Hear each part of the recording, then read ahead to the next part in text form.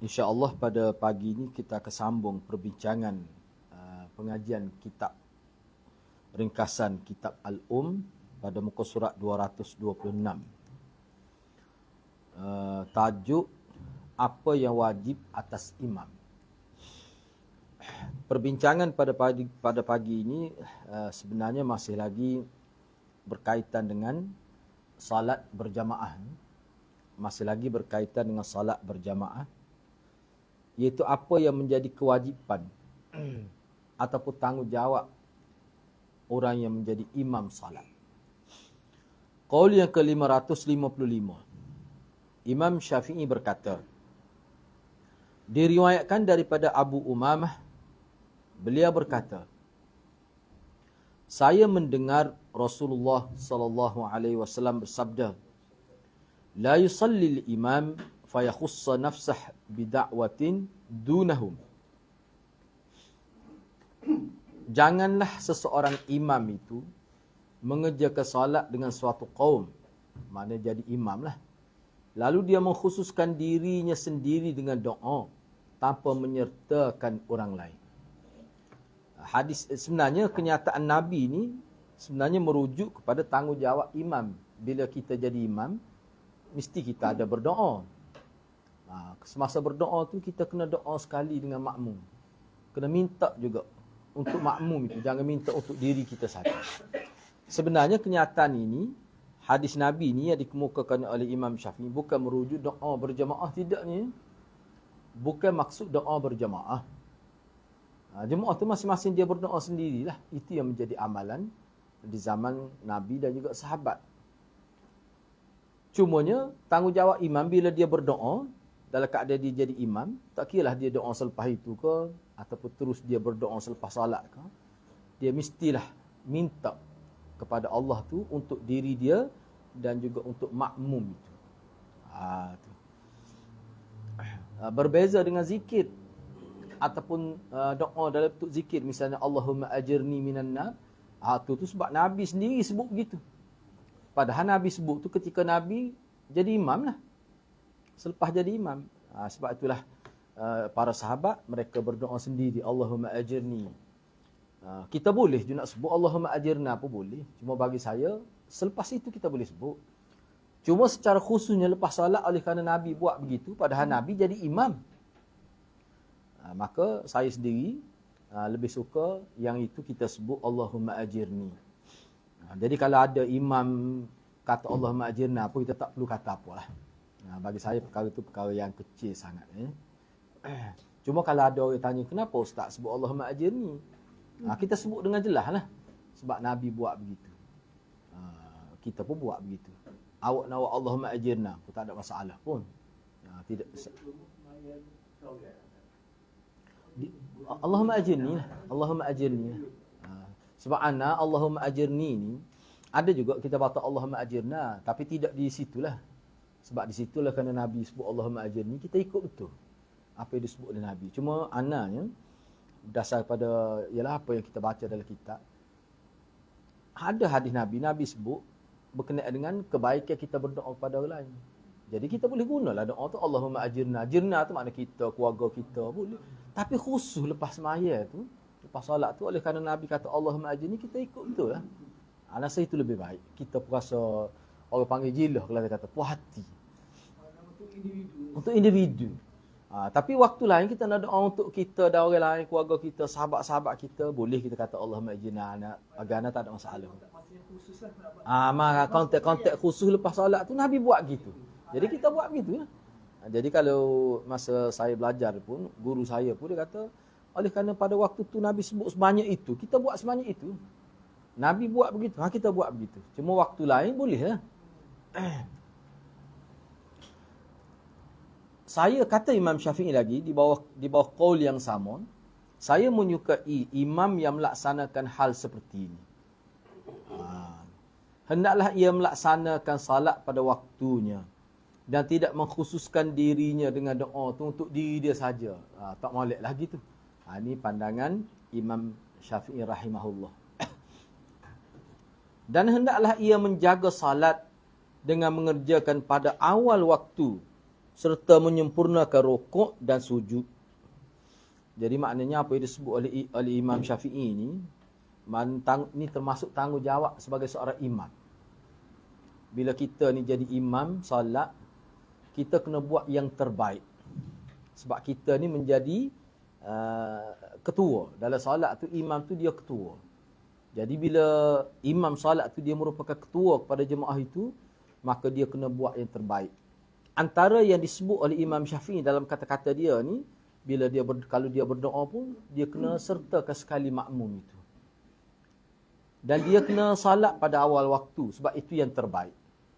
Dia kena sempurnakan rukun-rukun salat, sama ada rukuk, sujud dan sebagainya. Sebab apa? Sebab dia ketua salat. Imam-imam ni mana ketua yang mengepalai salat itu. Jadi dia kena yang terbaik. Jadi kalau sebut terbaik ni, saya boleh kata dia kena menjaga sifat-sifat salat Nabi sallallahu alaihi wasallam.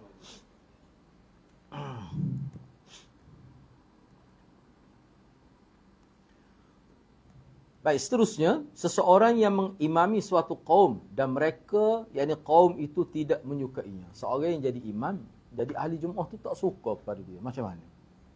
Ini satu isu juga. Sebab itulah kita sebagai tetamu ni, kalau kita pergi, kita cuba eloklah kita jadi imam. Kecuali kita dijemput secara agak khusus. Tapi asasnya, daripada awal perbincangan berkenaan dengan salat berjamaah ini, mana orang setempat itu yang lebih aula menjadi imam. Salah satunya kerana dia sudah terbiasa dengan masyarakat di sini. Dia lebih tahu hal ehwal masyarakat. Agama kita ni dia mengambil kira. Dan hal tu termasuk dalam adab sebenarnya. Mungkinlah kalau kita ni sebagai tuan guru, ustaz, tenaga pengajar, itu hal lain. Isu dia isu penerimaan makmum itu. Qaul yang ke-556, Imam Syafi'i berkata, tidak diterima salat orang yang mengimami suatu kaum di mana kaum itu tidak suka kepadanya. Tidak diterima salat seorang wanita yang suaminya benci kepada dia semasa suami dia tidur, ketika tidur. Sini dia ada ta'liq. Tak apa saya baca dulu berdasar pada teks ini. Tidak diterima salat seorang wanita yang suaminya tidak bersamanya. Dan tidak diterima juga salat seorang hamba yang lari dari tuannya sehingga ia kembali.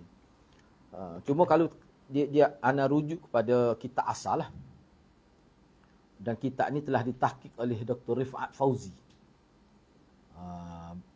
Berbelah 11 jilid. Dia kata begini. Dia kata sebenarnya sini ada berlaku kesilapan. Sepatutnya begini.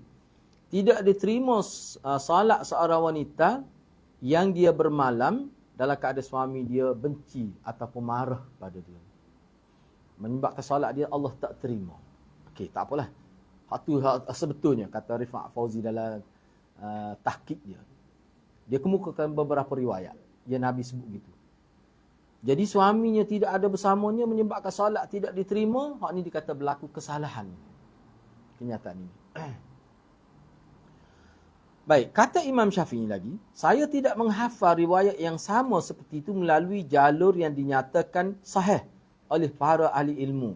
Namun yang dimaksudkan wallahu alam adalah tu. Jadi bagi Imam, sebab dia ada hadis sebenarnya hak sebut 3 perkara ni. Di sini saya kemukakan 3 perkara yang dimaksudkan. Nabi kata tidak akan diterima salat 3 golongan. Golongan pertama, yang mana seorang perempuan yang dia tidur pada waktu malam dalam keadaan suami dia marah pada dia. Suami dia tak puas hati pada dia. Mungkin sebab jima, dia tidak bersedia untuk melakukan hubungan. Boleh jadilah menyebabkan suami dia tu dalam tidur dalam keadaan marah. Perempuan begini, mana solat dia tidak diterima. Baik. Itu kenyataan. Lepas ni dia ada komentar. Yang kedua, hadisnya dia bermula dengan ini. Nabi kata salah satu la tujawizu salatuhum azanahum. Mana 3 golongan yang mana salat dia tidak melepasi azan dia, tidak melepasi telinga dia. Maknanya kata-kata ini dia merujuk pada salat yang tidak diangkat oleh Allah. Salat yang tidak diterima oleh Allah. Jadi kalau kita nak terjemah berdasar pada mafhum, 3 golongan manusia yang mana salat mereka tidak diterima oleh Allah. Yang pertama, Yang pertama, seorang hamba abdi lah, yang telah lari daripada tuan dia. Allah tak akan terima ibadat salat dia, kecuali dia kembali semula pada tuan dia. Itu yang pertama. Yang kedua, mra'atun batat wa zawjuha 'alaiha sakhit. Perempuan yang tidur pada waktu malam dalam keadaan suami dia marah pada dia. Mana dia tidak melayani suami dia dengan baik. Itu yang kedua. Yang ketiga, wa imamu qaumin wa hum lahu karihun. Dan seorang imam yang menjadi imam kepada satu komuniti manusia, satu kaum, dalam keadaan kaum itu benci pada dia. Mana dia makmum ni tidak merestui dia jadi imam. Tak suka dia jadi imam. Hadis ni mengikut ulamanya hadis ni gharib. Mana lemah lah. Ganjil hadis ini. Sebab itulah Imam Syafi'i kata. Imam Syafi'i mula-mula dia sebut, tidak diterima salat orang yang menjadi imam kepada suatu kaum di mana kaum itu tidak suka kepada dia. Satu. Yang kedua, tidak diterima salat seorang wanita yang dia tidur dalam keadaan suaminya marah pada dia. Hak tu kena ubah tu. Hak tu tersilap tu. Hak saya sebut tadi hak betul. Kalau mengikut tahqiq Rifa'at Fauzi, dia kata sebenarnya gitulah. Tidak diterima salat seorang wanita yang mana dia bermalam dalam keadaan suami dia marah ataupun benci pada dia. Yang kedua. Yang ketiga, tidak diterima juga salat seorang hamba yang lari dari tuannya sehinggalah ia kembali kepada tuannya. Baik. Apa yang disebut oleh Imam Syafi'i ini sebenarnya daripada hadis ni. Hadis tadilah hadis yang dikatakan lemah tu. Cuba tengok apa kata Imam Syafi'i. Imam Syafi'i kata saya tidak hafal riwayat. Maknanya saya tidak ingat riwayat yang sama seperti itu. Maklumat saya sebut bahagian atas tu, saya tak jumpa satu riwayat melalui jalur yang ulama kata sahih. Ada tapi tak sahih lah. Kena bagi perhatian tu. Kalau baca dia mungkin tak faham. Macam mana Imam Syafi'i sebut, lepas tu dia kata gitu. Maknanya riwayat itu masyhur. Tapi saya, kata Imam Syafi'i, saya tak jumpa ahli ilmu kata hadis ni sahih. Memang pun hadis tu dhaif. Hadis tadi tu dhaif tu. Tak boleh nak buat hujah lah. Namun, kalau saya tahu melalui hadisnya, begini. Imam Syafi'i buat pembetulan. Maknanya Imam Syafi'i ini seseorang yang mendahulukan nas. Namun yang dimaksudkan, wallahu a'lam lah, setakat yang saya tahu, kata Imam Syafi'i, adalah seseorang yang bukan penguasa, ataupun pemimpin, ataupun wali di negeri tertentu. Tetapi mengimami suatu kaum di mana masyarakat itu tidak menyukainya. Maka saya memandang makruh imam yang demikian. Sah tapi makruh. Dia ni bukan orang biasa, dia ni pemimpin. Imam. Enggak benar kalau kita kata, menteri besar ke, dia pergi satu tempat yang mana tempat itu adalah di dalam negeri tempat dia jadi pemimpin. Dia pun jadi terimam di situ, sedangkan makmum tak suka dia. Maka perbuatan dia tu makruh, sah. Sebab Imam Syafi'i kata di bawah tu dia tak perlu qadha, tak perlu mengulangi salat. Makmum pun sah, dia pun sah. Cuma saya anggap makruh. Tak molek. Maka saya memandang makruh imam yang demikian. Adapun bagi makmum, hal itu tidak mengapa. Yakni keadaan seperti ini tidak mengapa bagi mereka. Jadi makmum tu tak ada masalah, tak makruh pun. Seperti biasa dia tu. Sebab apa? Sebab mereka tidak melakukan sesuatu yang tidak disukai. Jadi imam tadi naik menjadi imam dalam keadaan dia tidak disenangi, perbuatan dia tu makruh. Mana dia telah melakukan satu perbuatan yang tidak disukai dalam agama. Makmum tak ada masalah pun. Dia makmum ni siapa saja pun boleh jadi makmum. Sebab dia bukan merupakan tanggungjawab seperti mana imam. Sebab tu tak ada orang pecat makmum. Orang kena pecatnya tu imam. Tak tahulah lepas COVID ni ada ke tidak kes makmum yang kena pecat tu, wallahualam. Tapi biasa yang kena pecat ni imam lah. Sebab makmum ni dia tidak menanggung apa-apa. Sebab tu dia Imam Syafi'i kata, kalau makmum tak jadi masalah. Sebab dia tidak melakukan sesuatu yang tidak disukai pun. Dan salat makmum dalam keadaan seperti ini sah. Itu maksudnya. Saya tidak mengetahui adanya kewajipan bagi imam untuk mengulangi salatnya. Kerana perbuatan buruk yang tampil di depan tidaklah mencegahnya untuk melaksanakan solat sebagaimana. Jadi dia tampil ke hadapan menjadi imam itu dalam keadaan makmum tak suka, perbuatan itu makruh, tapi tidaklah menyebabkan jadi solat dia tak sah. Dan kalau dia solat pun tak perlulah dia ulangi solat dia. Maknanya nak tampil ke hadapan menjadi imam ini, dia bukan sebarangan orang lah. Walaupun kita berasa alim, tapi kena tengok juga keadaan setempat tu. Walaupun sebelum ni kita bincang, imam tu dia berhak untuk jadi pemimpin negara, dia berhak untuk jadi imam di dalam wilayah kekuasaan dia. Tapi kukuk mana pun kalau makmum tak suka, dia makruh. Makruh di sini maknanya dia solat, dia sah, dia tidak perlu ulang. Makmum tu lagilah sah. Itu maksudnya. Ni orang panggil kenyataan secara umum. Selepas ni dia ada kenyataan secara khusus. Demikian juga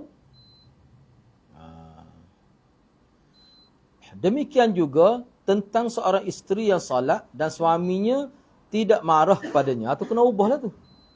Bukan tidak bersamanya, tidak marah kepadanya. Cuma yang anda duk fikir bahasa Indonesia, apa kenapa dia terjemah tidak bersama, suami dia tidak bersama, atau apakah bersama tu maksudnya melakukan hubungan badan? Sebab asal adalah hadis kan, mana suami nak bersetubuh dengan dia tak mau. Mana suami dia tu tidur dalam keadaan marah pada dia. Hak tu yang dimaksudkan tidak sah salat dia tu dalam keadaan itu.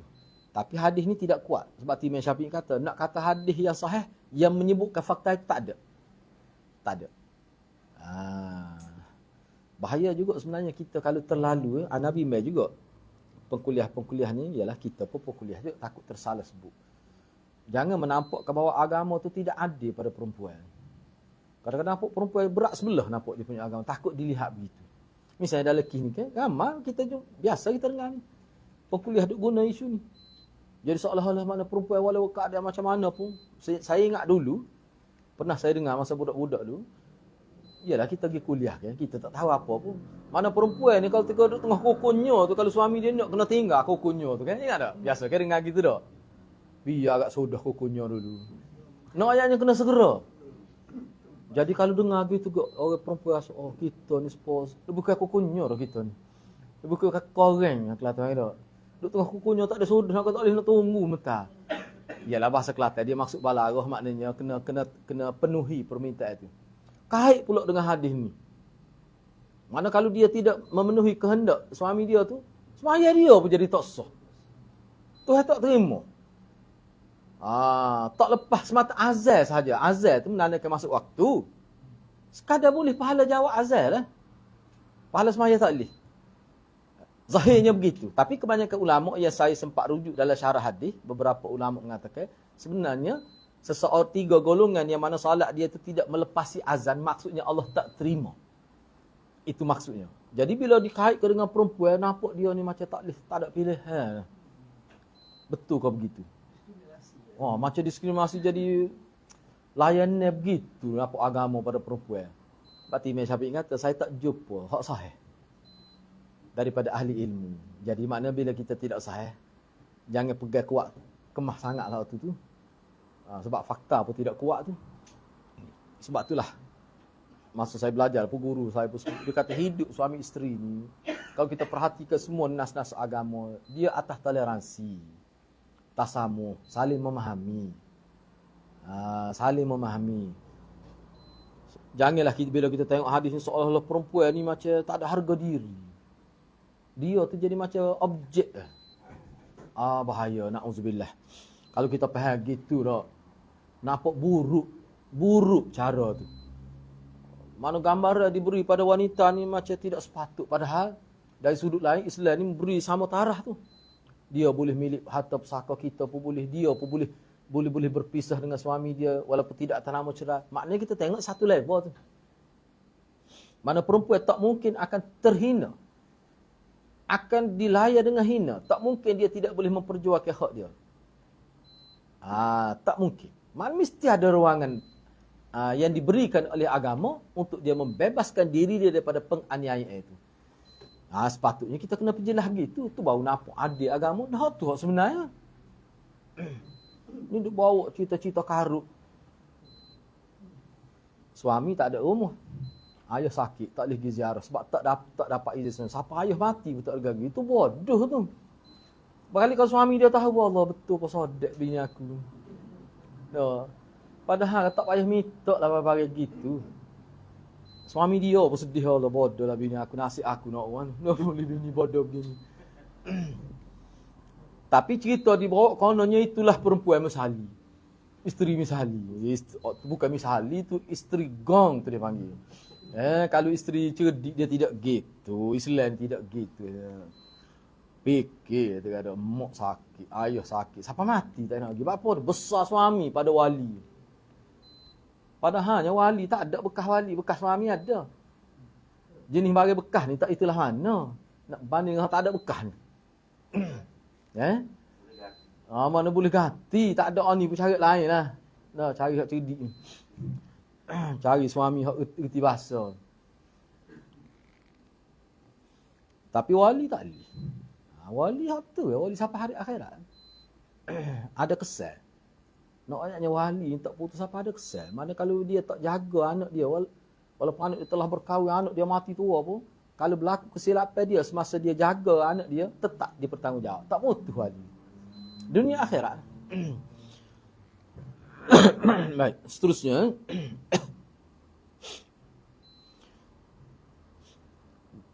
Demikian juga tentang seorang isteri yang salat dan suaminya suami dia marah dan suami dia marah pada dia. Buat tidak tu. Ada marah pada dia. Tu. Maknanya marah ni maknanya suami tak jaga hati suami, isteri tak jaga hati suami lah. Maknanya suami isteri ni dia kena dia kena carilah redha suami. Hak tu memang ulama timur. Tetapi kukuk mana kena ingatlah saya usi juga nak sebut tentang perkara gini takut silap faham. Sebab perempuan sekarang ni perempuan yang cerdik, yang terdedah kepada maklumat ni, kadang-kadang dia perempuan yang bebas berfikir. Dia nampak agama ni berat sebelah. Kalau silap pendedahan boleh nampak begitu. Kau tanpa perempuan yang kena penyakit liberal pula. Tengok betul lah dia kata. Supaya Cik Siti ayat tu dia kata tak? Kamu dia kata gitu pula berat.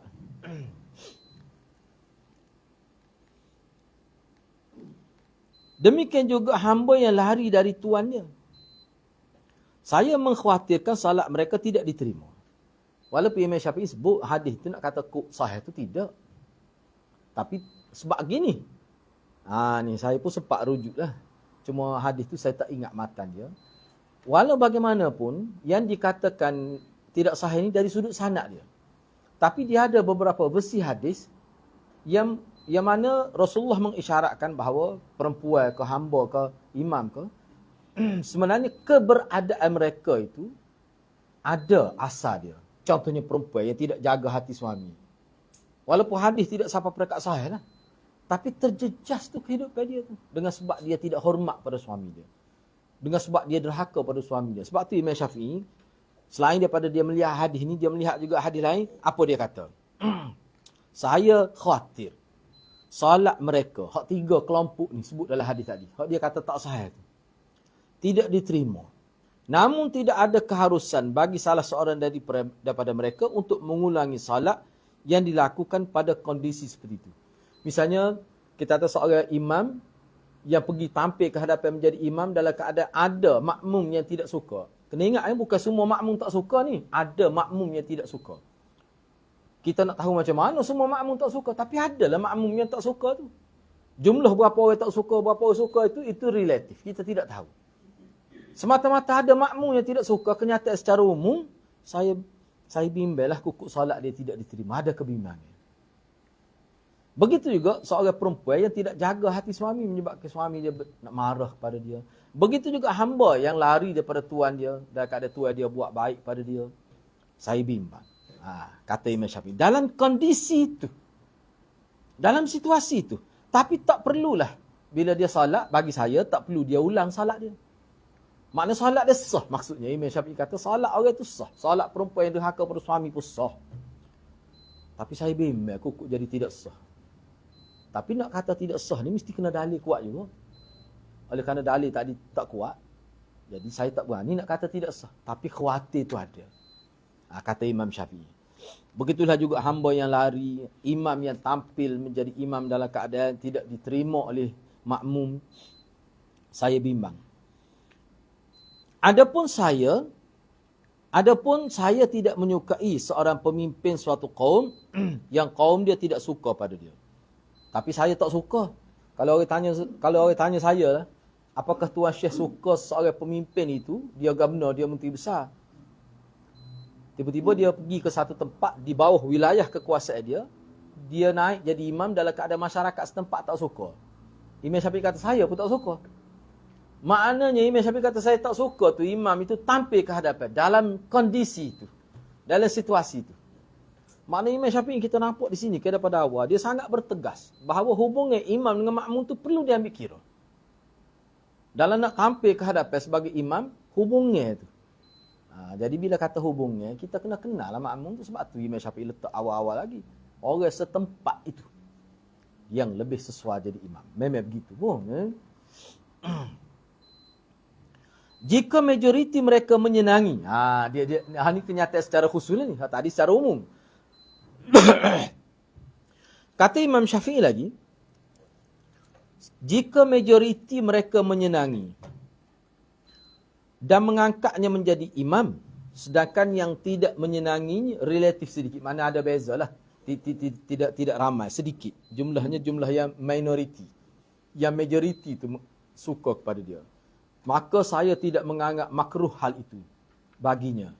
Kecuali dari sisi makruhnya, tidak disukai memegang kekuasaan secara besar. Apa maksudnya? Maksudnya begini. Di sini Imam Syafi'i dia bezakan di antara, dia panggil imam walayah uzma dia panggil. Hak kita duk bincang ni jadi imam dalam konteks solat. Kalau dalam konteks solat, seorang imam itu ataupun dia pemimpin, dia pergi ke satu tempat, majoriti makmum tu suka pada dia. Cuma adalah jumlah yang kecil tak suka. Hak tu saya tidak anggap makruh. Sebab kalau kita nak cari semua orang suka, orang tak jadi imam kita. Nak pastikan semua orang kena suka. Berat gitu. Nak tahu mana? Enggak biasa orang tak suka lepas maya baru dia royak. Aku benci benar dia tu jadi tu email lah tu. Enggak dia royak lepas maya. Lepas tu nak kira ke mana? Sebab Imam Syafi'i kata tak makruh, boleh, tak ada masalah. Tak boleh buat kira sikit nyada sama tu. Maknanya kita boleh nampaklah di sini isu tidak suka ni kalau melibatkan isu besar. Email tu hilang dah maruah. Hilang dah integriti. Tu email jenis tak saya bayar hutang misalnya. Duit ada. Tu email jenis penipu misalnya. Tu email terlibat dengan skim cepat kaya. Tak boleh. Itu tu melibatkan akhlak tu. Tu tak boleh. Tu dia anggap berat. Ni tak sih kerana perbezaan politik. Padahal bagus pun. Parti lain dia tutup email tu. Misalnya tak. Padahal, kalau kita nak ukurnya dia tu bagus. Cuma perbezaan parti ni bukan agama. Jangan silap faham lah. Jadi kalau sebab tu menasabah ke tidak. Tak apalah. Tetapi, Imam Syafi'i kata tetap. Kalau makruh tu kalau seorang pemimpin, nak jadi pemimpin, rakyat tak suka. Tu bagi saya makruh. Tetap makruh. Walaupun jumlah tak suka tu tidaklah seramai jumlah yang suka. Tu maksud apa dia tu? Maksud imam dalam jawatan politik. Maksud tu. Sebab tu kalau dalam kitab asal dia kata walayah uzma dia panggil. Walayah uzma ni bukan makna imam dalam solat. Imam pemimpin di luar solat.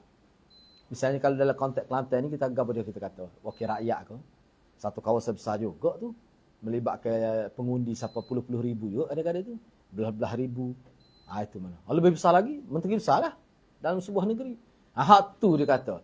Mana kalau ramai ayat tak suka, saya tetap menganggap makruh. Tak molek lah, orang lain lah. Begitu. Tapi kukuk mana perkara ni, perkara yang nisbi, relatif. Payah kita nak jangka. Kadang-kadang, kalau kita nak jadikan ukuran semata-mata tidak suka, dia mungkin tidak tepat. Sebab apa? Kadang-kadang orang tidak suka tu, orang tu setara mana? Tahap mana? Pemikiran dia betul-betul mana? Dia tak suka pada orang tu kerana nafsu dia. Bukan kerana atas rasa agama. Sebab itulah relatif tu. Kita ni jadi imam. Pada kita ni segi kelayakan cukup.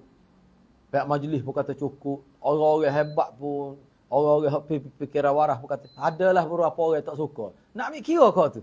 Tak. Tak boleh ambil kira. Kadang-kadang orang tak suka tu, dia tak suka pada email tu kerana sebab yang tidak munasabah. Ada ataupun ada masalah peribadi ke? Tu tak boleh kira tu. Ni maksudnya masalah agama, bukan masalah peribadi. Seorang pemimpin yang cukup syarat, tiba-tiba ada orang bodoh tak suka, tak boleh buat kira tu.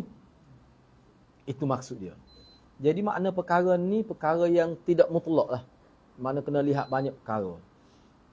Oh, dah kita ni Allah tidak boleh kita ni nak jadi pemimpin. Kita tidak boleh nak memberi kepuasan pada semua orang. Tak mungkin berlaku. Setara Nabi tak ada orang kritik lagi. Kayak dalam hadis ke sebut bila Nabi bagi harta tu tak? Ada yang kata tak adil. Nabi kata aku tak adil lagi. Kalau aku ni tak adil, tak ada orang adil di muka dunia. Saya Umar kata, kita lah dia ni. Saya Umar nak kerak kepala lalu. Pada faedah ada kepala ni. Seolah-olah begitu. Kalau aku ni sebagai Nabi tak adil lagi. Tak ada orang adil di muka dunia. Sebab tu kita umat Islam ni kita kena ikut Nabi. Kalau Nabi gikan, kena gikan ya. Tak boleh lupa tu. Kena ingat sama tu. Sebab apa-apa sesat ni dia boleh higi leki tu. Kita ni kena gitu. Barulah orang panggil ittiba' sunnah. Baik, keharusan imam untuk meringankan salat. Keharusan ni kena tulis tu kewajipan. Keharusan tu mana kewajipan makna dia. Wajib tu. Banyaklah dalilnya. Cuma di sini Imam Syafi'i kemukakan beberapa sahaja. Sebenarnya banyak dalil. Akan datang kita akan jumpa secara khusus dalam Sunan Nasa'i akan datang. Ni tak siapa bab dia lagi. Secara khususnya.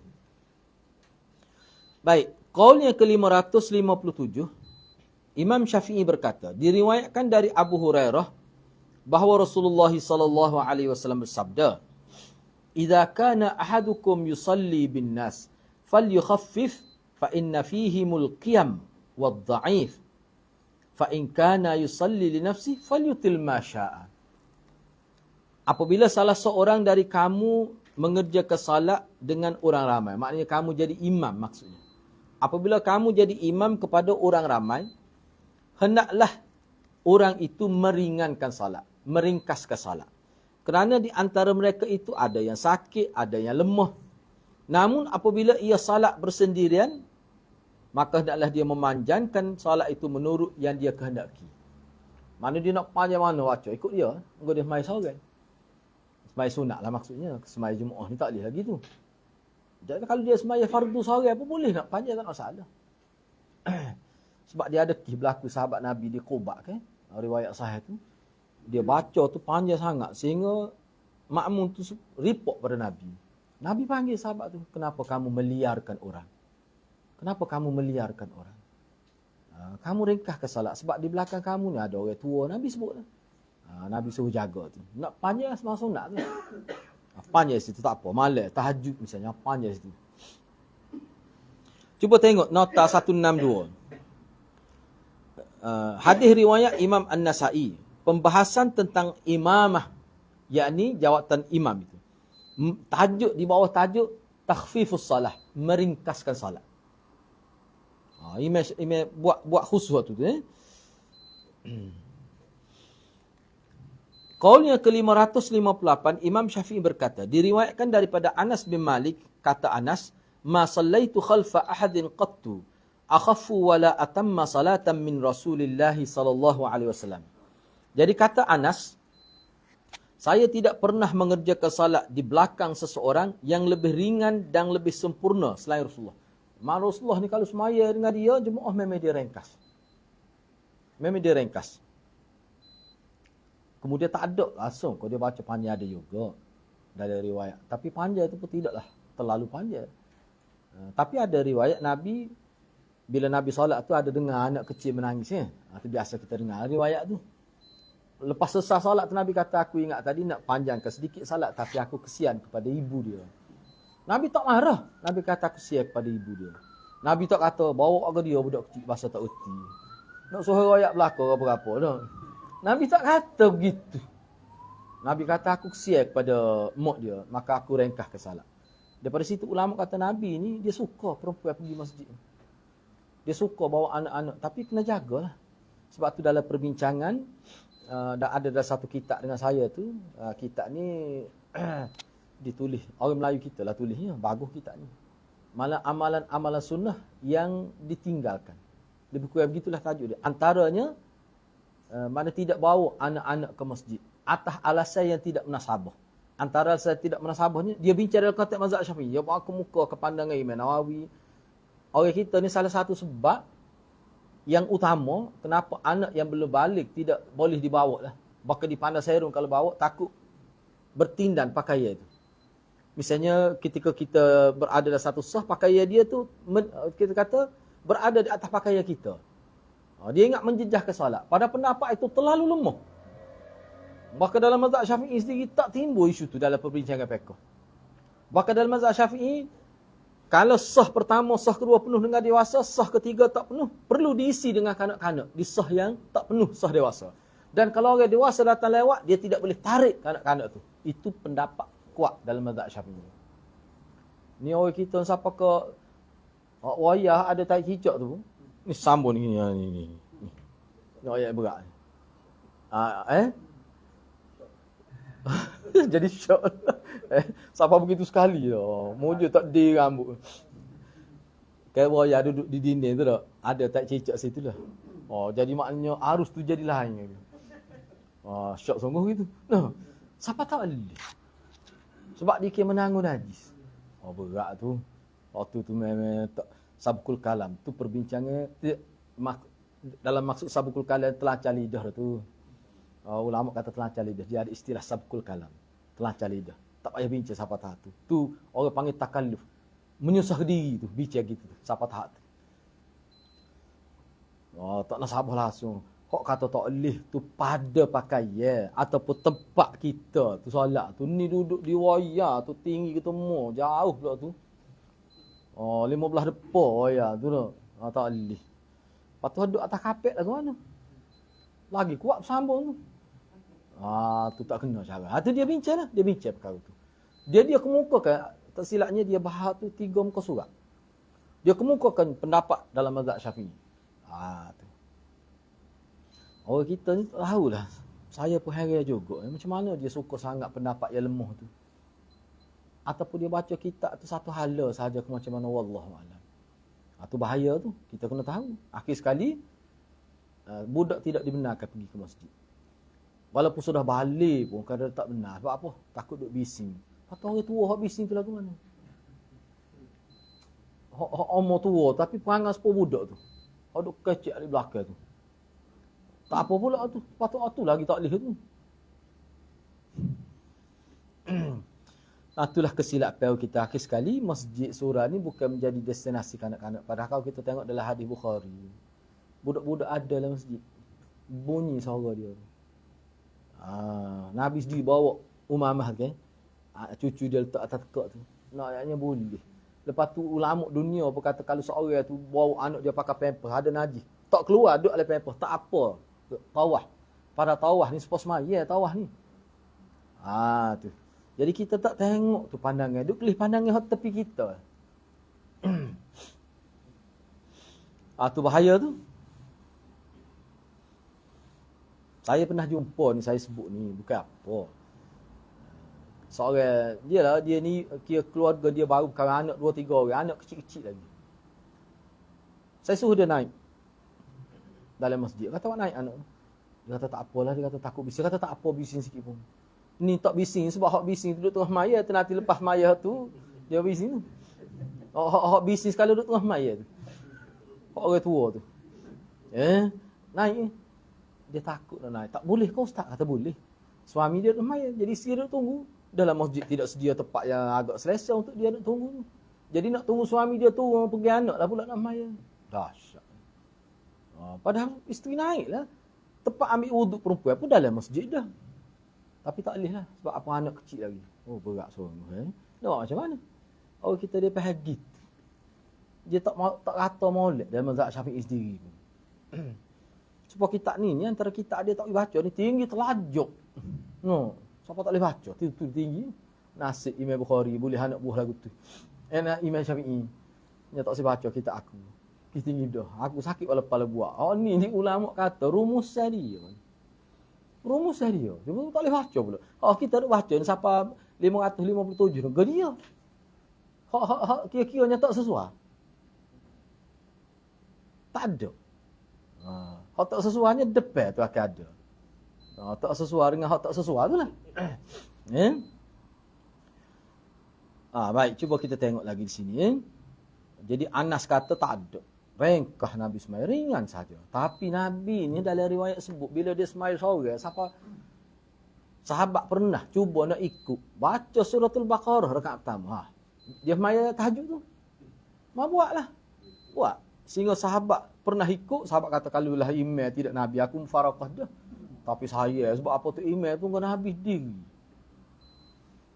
Ana pun kadang-kadang bila baca kitab Allah kata kalau Tuhan tak boleh peluang kita. Kalau sebulan sekali tak apa dah. Jadi makmum pada Nabi. Mimpi budak anak. Jadi tu imam, jadi makmum maya Nabi dah. Mimpi budak. Nampak kena kita kerja songar pula trik ni. Takutnya ada lah songar. Teruk sungguh. Memang betul masuk air sungguh. Kita pun ingat apa jadi sumak memang masuk air lah. Baru tahu. Baik, qaulnya ke 559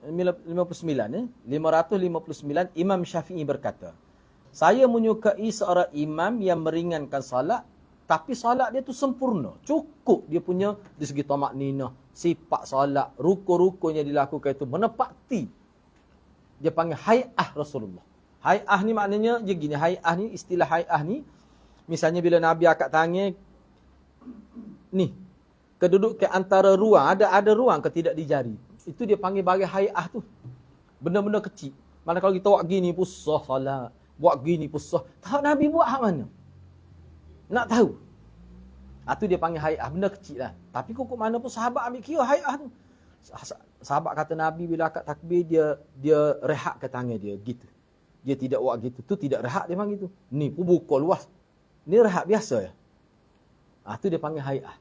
Jadi benda gini kan lebih kurang. Kalau orang tangan jenis gemuk dah, jenis gemuk kan. Lain. Itu hay'ah. Tapi biar kita tahu. Nabi ketika letak di lutut jari dia macam mana? Tak ada orang rapat gini. Ketika sujud, ketika letak di lutut, ketika rokok, ketika duduk antara dua sujud, ketika kat takbir, dia rehatkan tangan dia. Mana buka kita tidak luas. Hak tu pun sahabat sebut. Tu dia panggil hay'ah ni keadaan zahir tu. Gitu. Tu kadang-kadang ada setengah orang tu dia tak boleh pergi. Dia kata memang geruk anak jari dia masa dia semaya ke tak? Kita pun ada kadang-kadang. Pas saya sendiri pun pernah berlaku ada orang tegur. Kita pun cuba nak buat. Lama nak boleh hilang nyakit geruk jari. Ni. Ni sendiri. Secara spontan. Tidak buat pun. Tapi semolek-molek kita urus lah. Sebab hay'ah Nabi tidak begitu. Tu dia segi hay'ah. Siapa begitu jelasnya. Sahabat sebut. Padahal kita kata geruk anggota kecil. Kalau dah lepas tak ada masalah pun. Tak tosir juga tu. Nak ambil hay'ah Nabi. Siapa begitu sekali? Misalnya letak. Lepas tu duduk geruk gini. Ada setengah dia geruk gini. Jadi tak sengaja. Kena hijah lah. Sah semaya. Kena biasanya gitu. Itu hay'ah. Tu tak termasuk dalam rukun. Tidak menjejahkan salat. Tapi hak sahabat sebut. Aku tengok Nabi semaya gini. Tak geruk. Sehingga ada sahabat gambar. Kalau burung itu atas kepala pun tak lari burung tu. Siapa begitu sekali? Itu dia panggil hay'ah. Jadi hay'ah ni kena pandai berat juga. Kalau tidak gak ikut maya ikut gok power boleh duk gitu dok maya. Padahal tidaklah kata jadi batal tapi hay'ah Nabi tidak Nabi senyap. Gitu. Anda dulu pernah ditegur tu. Bagus juga pocik tu dia kata awal dia kata panggil awal kita. Oh Kelantan pocik tua dah kita pun muda dah tu. Tapi pesan ni tak awal lah. Masa tu. Dia kata apa duk gok anak jari tu. Kita tak buat apa cik. Ejah jangan gok. Allah kata. Sebab Nabi tak gok. Bila kita mengaji, kita tahu rupanya. Hak tu hak sahabat royak. Tak ada ulama kata, kalau gok tu batal. Tak ada. Yang ada kan biasa kita tengok tak? Dia gok gitu. Kadang-kadang jari pun gok. Ada kan? Kena ejah. Walaupun perkara itu tidak menjejah ke salat, tapi hay'ah. Keadaan tu kita nak juga. Kan? Saya kata Imam Syafi'i ni qaulnya 559 saya menyukai seorang imam yang meringankan salat dan menyempurnakannya sebagaimana yang diterangkan oleh hadis Anas tadi. Dalam hadis Anas tadi, Anas sebut. Apabila imam melakukan dengan tergesa-gesa sehingga tidak sempurna salatnya, maka bagi saya, kata Imam Syafi'i, makruh. Namun dia tidak harus, tidak wajib mengulangi salatnya. Makmum pun tidak wajib juga. Katalah imam tu nampak tergesa-gesa sikit. Misalnya imam sakit perut misalnya. Tu kau main sakit perut. Ni imam jahil lah ni. Imam jahil. Sepatutnya kalau dia sakit perut, dia tubik lah. Biar orang lain masuk ganti dia. Tak apa gitu. Ini dia juga. Wow, kata nak tobik lalu dia tu. Misalnya tu. Menyebabkan dia semai tu nampak kita pun puasa dia tu nampak tergesa-gesa. Tak molek gitu. Termasuk dalam makruh. Imam Syafi'i kata saya tak suka. Sepatut dia keluarlah. Sebab tu dia depan imam dia kena ada pintu untuk imam tobik. Orang lain pun masuk ganti. Sebab tu orang hadut yal imam tu. Orang yang mengiringi imam tu orang hak pandai, orang ada erti fiqh. Jangan orang jahil lebih kurang hadut tepi kolah tak boleh lagi tu. Begitu Sebab tu Nabi kata liyalini min ahlin nuha.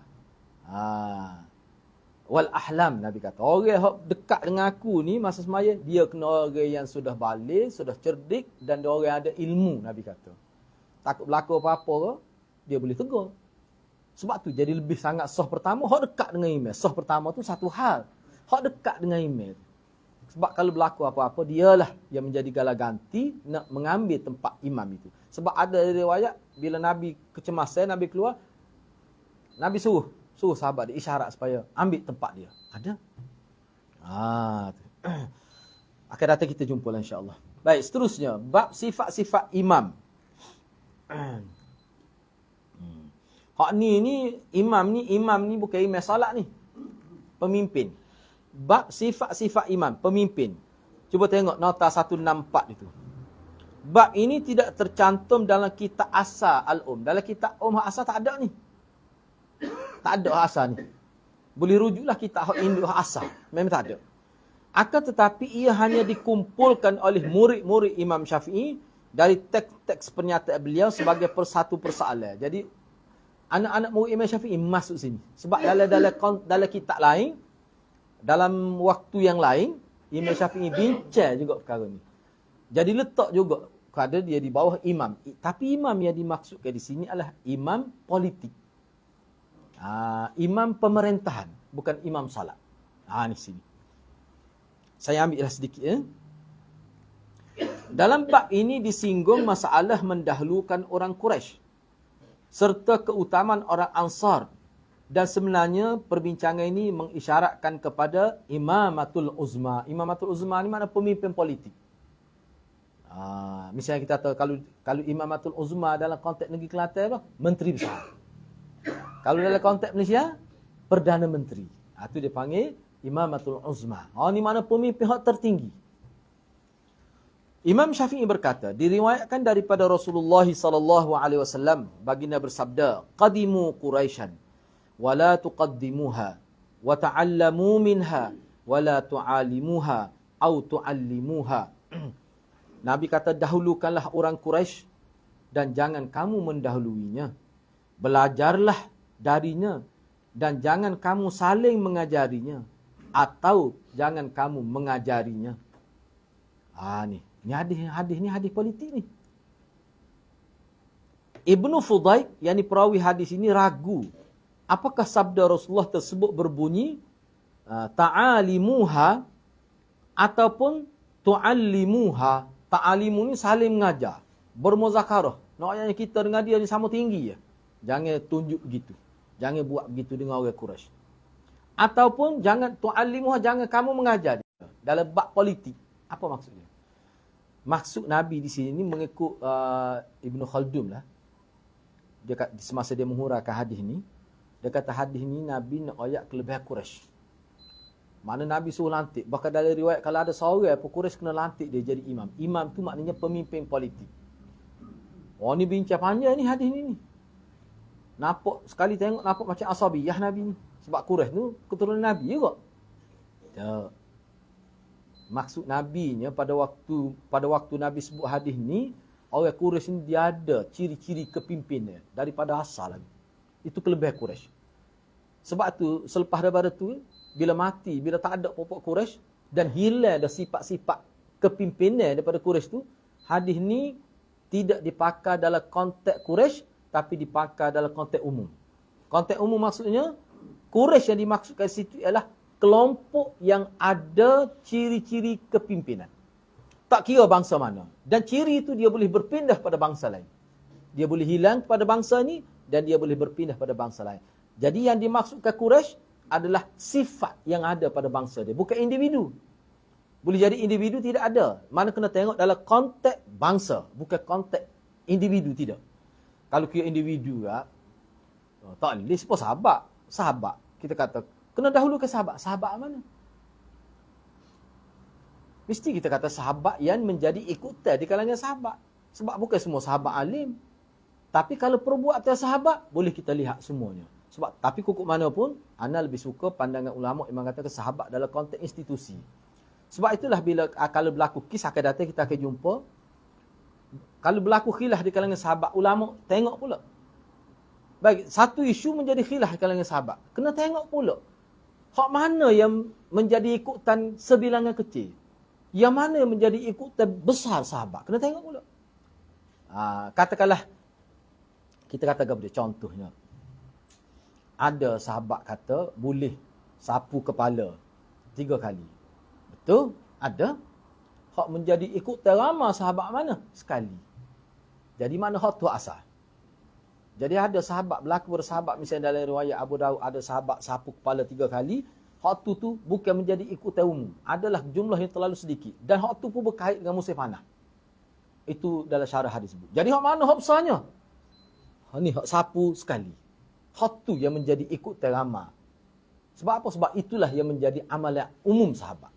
Maknanya kalau berlaku khilaf dengan sahabat, kena tengok pula hak mana hak jadi ikutan umum sahabat. Amalan umum sahabat. Hak amalan umum itulah hak kita kena ikut. Itu maksud dia. Kita baca dulu, lepas tu saya bagi huraian lah. Ataupun mungkin saya bawa buku lah. Untuk minggu hadapan, insyaAllah. Buku tu duduk mana, tak tahu. Duduklah kotak belakang buku. Baru nak buka. Dia bila pindah dekat lagu tu. Tak apalah. Saya baca dulu.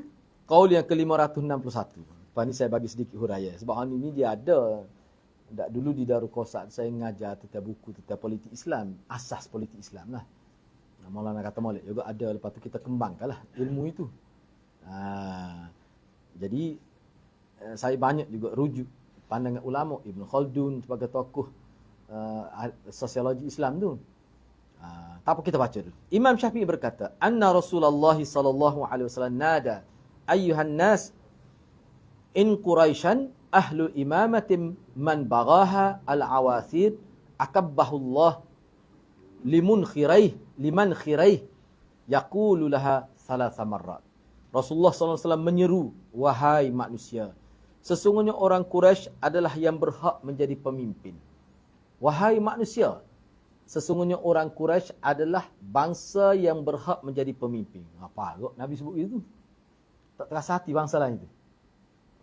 Boleh kata kuat dia punya ta'assub sya'bi, ta'assub bangsa ni.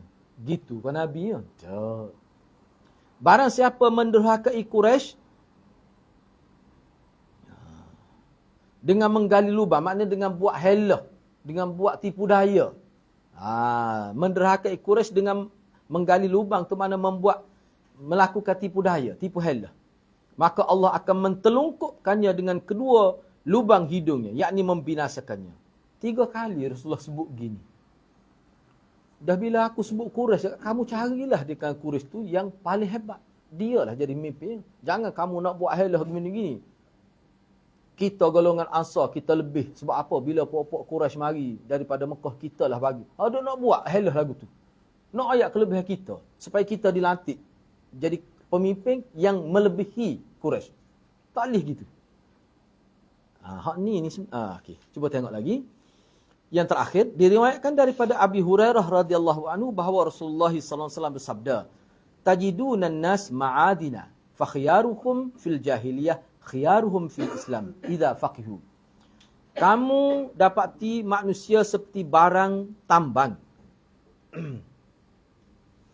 Ataupun kita terjemah gini. Kamu mendapati manusia ini seperti logam, ma'adim, seperti bahan galian, barang galian. Itu boleh juga terjemah itu, waktu lebih itu lagi.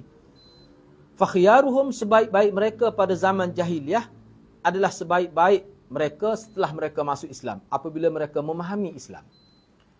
Nabi sebut orang yang semasa jahiliyah, ni Nabi kata kepada orang yang hidup di dua alam lah.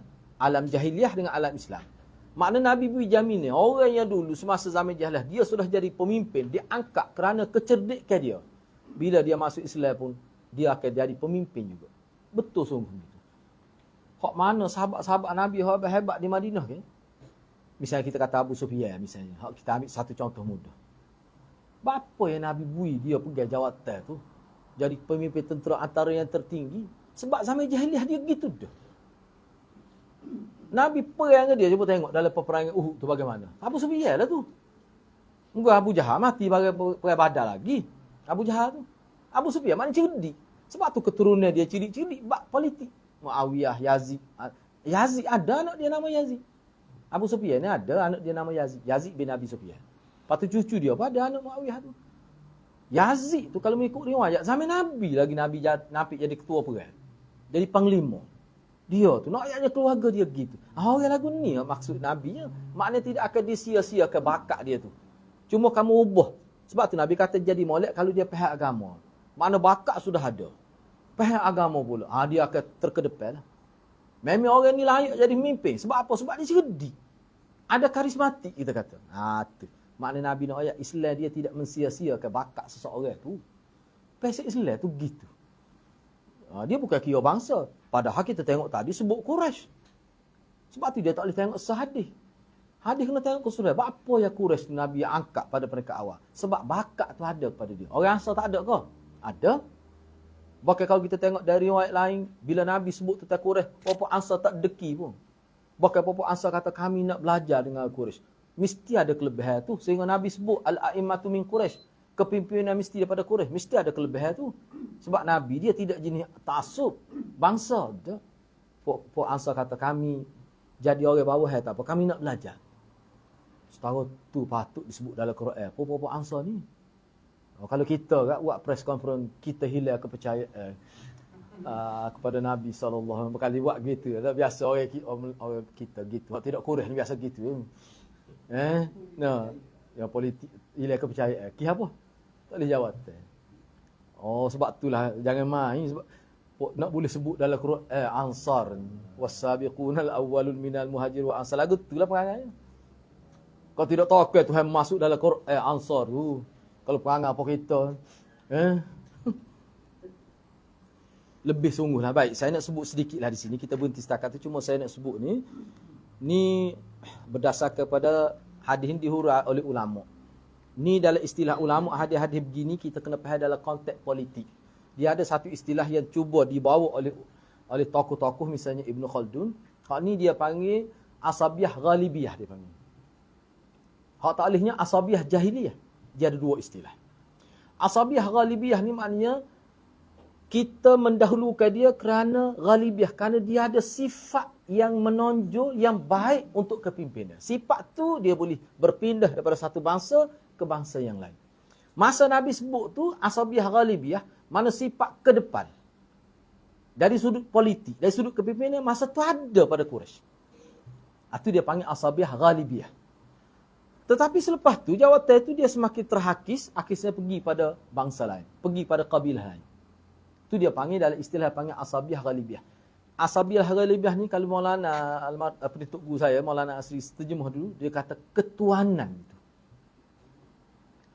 Sebab di masyarakat majmuk ni. Sebab kalau di Malaysia ni tepatnya apa Melayu ni. Asabiyah ghalibiyah. Bukan kita ni maknanya semangat bangsa, tidak.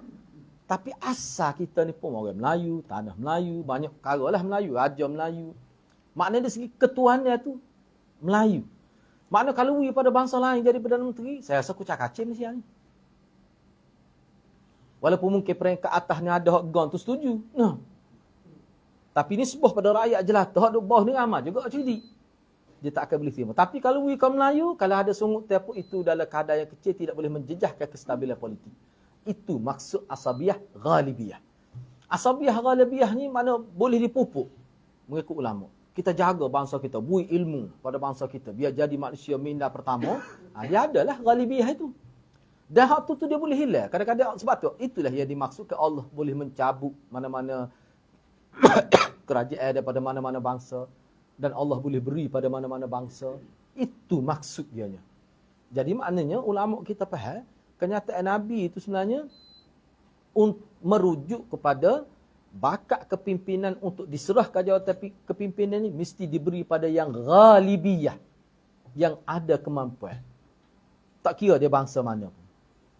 Tapi kok mana perlu dilihat juga dari sudut ghalibiyah. Ghalibiyah ni maknanya bangsa yang menonjol. Makna bangsa-bangsa lain yang ada dalam sebuah negeri itu dia tidak akan jadi stabil kalau bui pada bangsa lain. Bui pada bangsa jadi stabil. Itu makna ghalibiyah. Sebab itulah bila bui jawatan pada Yazid jadi stabil masyarakat. Kalau bagi pada orang lain, Ibnu Umar kata akan jadi kepala rakyat akan gugur seperti gugurnya buah Hanzalah. Buah pokok Hanzalah. Buah dia tu buah Hanzalah. Maknanya hadis ni sebenarnya bukan Nabi nak mengajar asabiyah jahiliyah, tidak. Tak kira lah bangsa kita tak cukup syarat pun tetap kena latih pok kita juga. Tu dia panggil asabiyah jahiliyah gitu. Biar bodoh pun sebab pok kita. Biar tak betul pun sebab mazhab kita. Biar pendapat ni terlalu lemah pun oleh kerana dia mazhab kita. Tu orang panggil mazhab asabiyah, mazhab jahiliyah tu panggil. Oh marah tu kata gitu. Tapi gitulah sebenarnya. Tak boleh terima pandangan orang lain. Biar pandangan orang lain lebih baik pun. Pada senyap-senyap dia terima dah. Tak serayak orang kapal. Jahat sungguh pun betul leban. Banyak mana dah dia ubah dia itu dengan bab muamalat. Dia haji. Tak ikut banyak mana dah. Tapi dia senyap dia tak rayak. Tapi nak mazhab Syafi'i tak boleh mazhab kita. Padahal dia lari lama tu. Dalam bab bank, sistem perbankan misalnya. Banyak dah. Sistem juga kita kata muamalat di kalangan masyarakat tu beli buahnya, beli buah durian tu kena tengok isi tu. Kalau tidak tak sah. Bila kita nak amal tu beli sebutir tak apalah. Kalau beli scrap bank berorong pula nak belah putih-putih. Tak nyamasai apa tu. Nah, hal kita tak kira dah. Dia ambil kira mana? Budu sah, nyata baik, cukup dah. Zahir nampak baik buah tu. Cukup dah tu. Sebab tu dulu kan, kalau mazhab Syafi'i dulu kan nak beli buahnya kena belah takut bahan boleh dia panggil tak? Ingat ada cerita dulu. Tu nak pakai tu. Dipezik tak boleh. Dipezik tak boleh dalam mazhab Syafi'i. Lepas tu nyanyi ke tukar, main buat barang siap dulu baru nak bayar. Kalau tak bayar. Kalau bayar dipezik ni sudah tertampung banyak tu. Kalau kuih harga barang, harga material dia tu sudah terbayar. Tidaklah rugi sangat. Lepas tu hak kata tak boleh ikut mazhab lain tu mana? Ya orang kita ni nipu banyak orang kita ni. Waktu banyak jadi gitu. Wallahualam. Okey, ada apa-apa persoalan kita sambung minggu depan lah tu insya-Allah. Okey, sudah.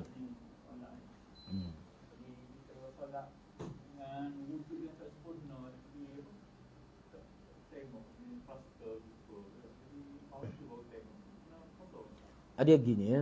Dia plaster kalau luka gitu sebenarnya tidak syarat atas situ. Dia gini, kalau dalam kitab manhaji pada sebut. Dalam kitab manhaji pada sebut tu, misalnya kita luka, sah kau tak sengaja, tak ingat ada. Kalau sengaja pun tak apa. Kita masa kita basuh kita tak kena ke situ. Bahkan kita sekadar air terasa basah kita buat gitu lalu kita apa. Tak apa dah. Tak syarat atas situ. Seperti mana tempat lain. Dalam fiqh manhaji ya Pak Khasyim ni ada sebut. Boleh tak salah. Sebab dia sebab gini. Sebab dia luka tu kalau kena air tu jual baru tak suruh kena air lah tu. Sebab tu atas tu tak kena air pun tak apa. Hak kata hak kita duk ngaji ni hak tu dah keadaan normal tu. Dah keadaan biasa. Hak kena lah. Tapi kalau dah ada keadaan balut tangan tu tak perlu. Setengah ulama kata buat gitu ya isyarat ya. Tak apa dah. Memang tak kata pun bila isyarat tu. Cukup dah. Mudah agama kita ni. Tak boleh lah tu. Hak tu kena buat lah. Dalam mazhab Syafi'i kalau sisi ikan pun dia bincang lagi tu. Takut tak siapa. Kena qada sebab tak sah wudu tu. Dia kira gitu. Okey, ada soalan lain? Tu kena ambil berat tu sebab benda tu anda tengok serius tu. Kena jaga tu. Sebab tu kuku ni perkara panjang. Sebab tu kita ambil wuduk. Kena buat gitu sebenarnya. Ni kuku ni nak suruh itu air. Nak suruh hati. Sebab walaupun ulama kata yang dimaksudkan kena air tu adalah ruangan ni. Kalau kita letak gini kan. Letak gitu. Tu. Ni kalau kuku lebih daripada hak ni. Tu dia kena tasyadud lah. Mana bila ambil wuduk kena buat gitu lah. Kalau kuku tu panjang melebihi isi ni. Siapa begitu disebut. Sebab dia kira hak tu masih kira di luar tu. Hak dalam ni tak apa tak kena ni. Sebab dia dalam tu. Ni. Walaupun setengah ulama dia kata, moga ada kotoran. Takut ada kan dia buat gitu. Setengah ulama tu. Buat gitu. Bila kena air kan kita buat gitu. Buat gitu. Tu. Memang kalau kita tengok, ni contoh saya sebut apa yang disebut dalam kitab. Memang tu sungguh. Kadang-kadang kita makan kelekat asyik kalau kita buat gitu, kehilang tu. Dia cabut tu. Kotor-kotor itu maksudnya. Sebab dia nak bersih. Sebab tu Nabi sebut dalam hadis Nasa'i kan. Maknanya ambil wuduk ni adalah nazafah. Kebersihan. Tak kira lah 5 kali sehari mandi tu tak cuci lagi. Kita ambil wuduk ni seolah mandi. Duduk tepi sungai rumah tu. Enggak 5 kali sehari ambil wuduk. Nabi gambarkan seolah 5 kali sehari mandi. Tak kira tak cuci lagi. Maknanya kalau ambil wuduk tiba-tiba daki ada lagi pada anggota wuduk. Mana tak kena tu cara ambil wuduk. Maknanya dia tidak gosok. Dia sekadar melalukan air saja. Dia akan melalui air saja ni, ulama kata kadar yang minima untuk sah tu. Kita tidak nak sekadar minima. Nak biar ada kelebihan. Wuduk tu. Kira ada soalan lain ke?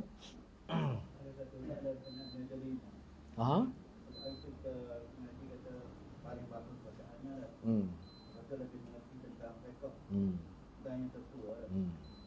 Jadi ada orang ni dia bacaan bagus. Tapi dia contohnya tak boleh duduk tahiyat secara sempurna. Contohnya dia duduk macam gagak pun dia jadi Hal tu yang dikatakan hay'ah tu. Sebab tu kita kena tahu Nabi duduk. Sebab dia duduk ni ada dua. Dia duduk iftirash. Iftirash tu seperti tahiyat akhir lah. Tawarruk. Seperti tahiyat awal tu. Iftirash ni maknanya dia hampa kaki dia. Mana punggung tak ke rapat latar lah. Kayak seperti tahiyat akhir. Gitu asalnya. Tapi kita kena ingat lah. Hak tu dah kat dalam nombor. Kalau orang tu sakit, dia tak hidup gitu, dia boleh duduk macam mana pun. Tahiyat awal ke, dia boleh duduk seperti tahiyat awal. Tak ada masalah.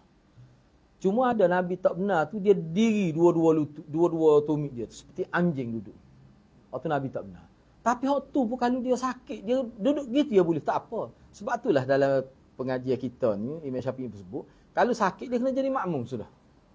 Tak perlu jadi imam. Imam kena yang sempurna. Yang sehat. Kayak duduk, ada setengah orang duduk. Tu orang Arab biasa. Tapi orang ni biasa duduk pada pasir tu. Duduk dalam keadaan sesuai. Dia letak kaki gitu. Tumit ni tegak kedua-dua. Punggung dia letak atas tumit. Itu bukan cara salat. Tak ada cara salat gitu. Sama ada ketika tahiyat awal, tahiyat akhir. Antara duduk dua sujud pun. Antara duduk dua sujud ni, dia duduk seperti tahiyat awal. Dengan cara, dia letak kaki, punggung tu tak rapat latar. Punggung rapat latar tu tahiyat akhir. Punggung duduk atas kaki sebelah kiri. Sama ada kaki kanan dia tegakkan gitu ataupun dia unjuk gitu. Sebab saya dia tak yang tegak. Kita rasa sakit. Dulu boleh. Lepas aksiden tu dia jadi sakit. Tak boleh. Tak boleh tak gitu. Tak gitu tak apa. Tak ada masalah. Hak Nabi tak benarnya duduk tegak dua-dua. Dalam salat. Itu Nabi tak benar. Ya? Memang ada pun. Jadi ada tu lah kita tak tahu tu dia sakit ke. Dia tak boleh duduk gitu ke lagu mana. Memang setengah-setengah orang tu memang tak boleh. Saya pernah jumpa lah. Jadi makna kalau dia jadi imam tak sah lah ikut orang lain lah. Ni imam hak sakit. Tak boleh lah. Nak hak segar tu imam. Dia kata hak tu segar kaki, otak tak apa segar tu. Nah, hak syariat segar kedua-dua lah. Otak pun segar, kaki pun segar. Gitu. Jadi kalau untuk jadi imam tu tak usah fikir dia lah. Sebab tu sebenarnya orang jadi imam ni kalau hak sakit pun molek-molek dia sedih mengundurkan diri. Minta maaf hamba tak apa sihat hari. Sebab apa? Sebab hak duduk depan tu kena hak paling baik. Apa tadilah saya sebut kan. Sebelum ni saya sebut orang tua benar tu. Negara macam ketebuh. Saya ada tu. Dia tokak gitu negara mentah kita pun telat. Berkali orang kapun dia lah tepi tu. Dia kata tak cakap suruh berhenti, tak suruh berhenti. Suruh kat orang lain tak sih. Sebab jawatan ni dia ambil daripada muda lagi. Padahal tak ikut syarat dah tu. Dia baca khutbah bunyi tak jelas ada suara. Tua benar lah. Mati dah tu mati dah. Hasan sebab cerita-cerita lama. Tak payah sebutlah masjid mana-mana.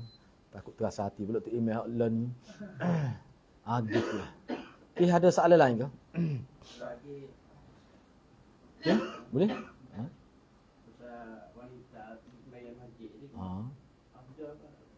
Dia khilaf ulama tu. Di zaman sahabat pun, kalau Aisyah antara yang suka perempuan pergi semaya. Baik, kalau kita tengok secara umumnya, perempuan pergi tak? Memang perempuan pergi semaya. Cuma kita sedia maklum bahawa perempuan ni kalau pergi, kalau setengah tu bawa anak pun ada, setengah tu payah nak bawa, dia tak bawa, tak pergilah. Tapi zaman Nabi, memang pergi perempuan. Banyak hadis kita jumpa. Menyebabkan puak-puak munafik duduk belakang, sah nak ngitar tu lah. Ada hadis ada sebut tu. Sebab tu Nabi kata, sah perempuan paling baik, sah belakang, sah lelaki paling baik, sah hadapan. Nak sindir puak-puak munafik tu lah. Sebab dalam riwayat sebut, puak dia tu masa dia sujud tu, dia tengok kuk celah keken dia. Jadi dia akak jubah dia masa dia tu. Dia nak ngitar perempuan. Ada disebut. Siapa tahu tu umur, perangai. Dalam solat pun ada ambil kesempatan lagi. Jadi perempuan ni molek pergi. Yusuf Qadawi kata gitu. Almarhum Tok Gumti Besar Kelantan dia pernah buat ulasan lah. Dia kata punca kita pergi pendapat kata perempuan molek mai rumah. Jadi jahil perempuan kita. Bila tak pergi masjid ni tak. Sekali dia tengok orang lain semaya. Dia nampak perbezaan. Kalau pergi semaya campur maghrib dengan isya. Kalau pergi dengan tok lelaki kata bos salah nak balik kita dengar kuliah. Boleh dengar kuliah.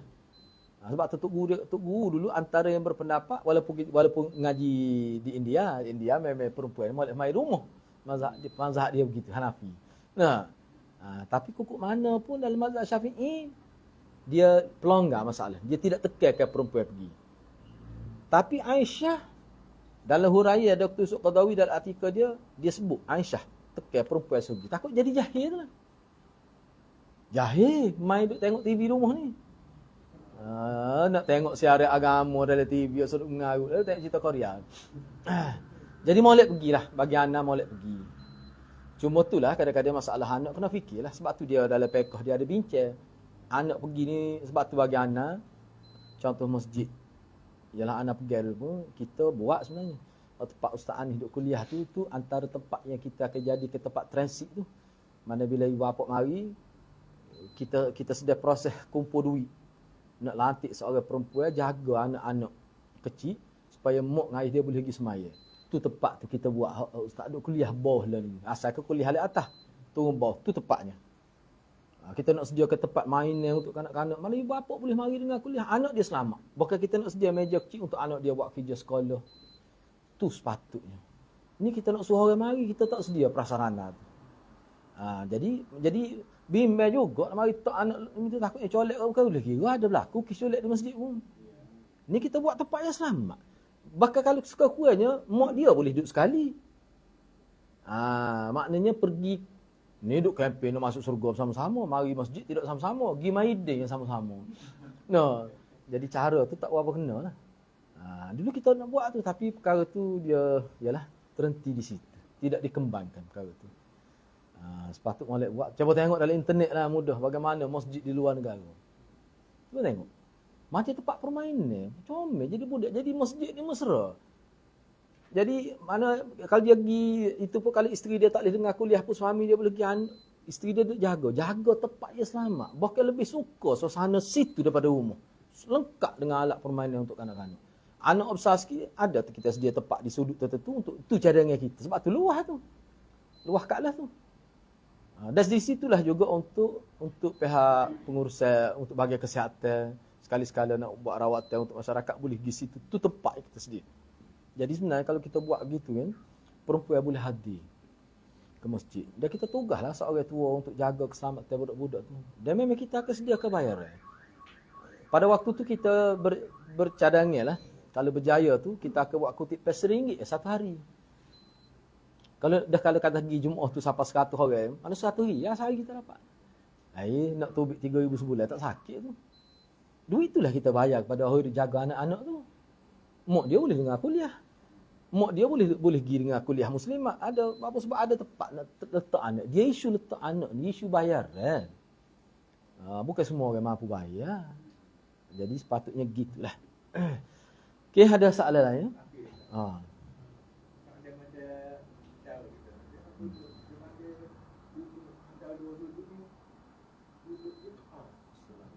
Tu tak boleh, tu Nabi tak boleh tu. Mana itqan tu maknanya dia diri tumit dua-dua. Tu Nabi tak boleh tu. Tak boleh. Cuma je tak boleh tu maksudnya sebab nampak dia macam binatang. Disebut. Tapi kok mana pun ulama kata kalau dia duduk gitu ya boleh. Kalau dia nak duduk cara lain tak selesa, tak apa. Sebab Nabi tahu istibak tu lah. Istibak sammak tu. Istimalus sammak. Nabi tak benar, orang Kelantan panggil selimut telanjang. Kain nak semaya ni. Dia ikat kain sarung tekuk. Tangan pun duduk dalam. Tak pakai apa-apa. Orang Kelantan panggil selimut telanjang lah. Patut nak semaya. Duduk gitu telanjang bogel. Cuma dalam kain belakang dia, ikat tekuk. Ataupun setengah tu dia tubik tangan kau ni, dia ikat sini, tangan tubik dua-dua. Tapi tak pakai apa satu. Mana kalau selok kain tu, yauma walidathu ummuhu, hari seperti dilahirkan kat dia tu. Nabi tak benar biasanya gitulah. Nasabah lah tu. No. Ni nak semaya pakai gitu. Tak boleh. Apa tu? Banyaklah disebut antara ni tangan tu, takut itu adalah bau. Patut tak sesuai. Tak sesuai. Mudah nampak aurat kalau selok apa-apa. Tu tak boleh.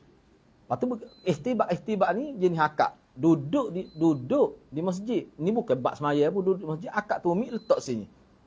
Ni akak kaki ni, dia duduk tinggal masa duduk punggung rapat bawah. Tumit ni duduk di tubuh ni. Macam duduk gitu. Kaki duduk bawah. Kan mudah terdedah aurat tu. Moga orang Arab dia bukan pakai luar semua. Dia pakai jubah gitu ya. Ataupun nampak aurat, tidak seperti aurat tu.